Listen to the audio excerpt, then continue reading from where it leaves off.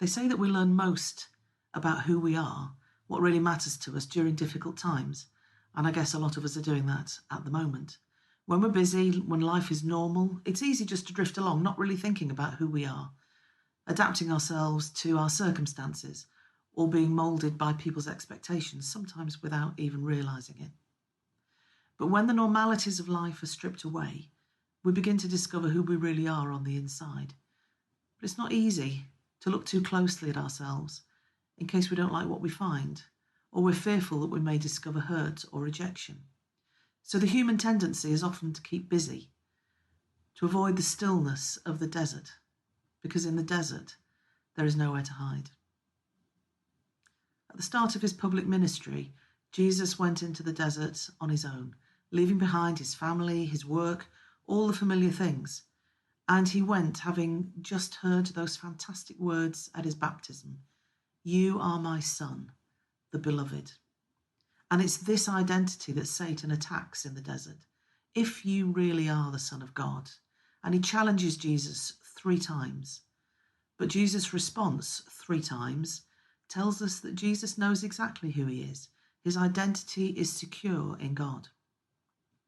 We've probably all met people who define themselves by their achievements or by their roles in life. Now, these are the people who come unstuck when failure hits, or when they have to step down from whatever position has given them their sense of worth. They don't really know who they are deep down because they've never faced the desert.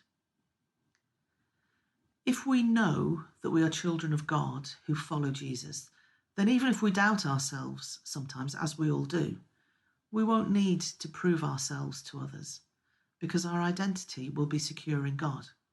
Just like Jesus, we will derive our sense of self-worth from our relationship with our Heavenly Father, not from what we do and not from what others think of us. And here's the really good news.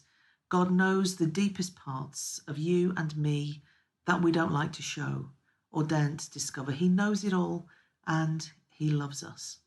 And more than that, he wants to build us up to be the person he created us to be. And that, for me, is an essential part of discipleship, to understand more and more who we are in God and to learn to see ourselves as God sees us.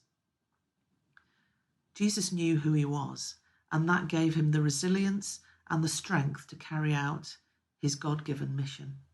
And if we follow his example, then we can do the same.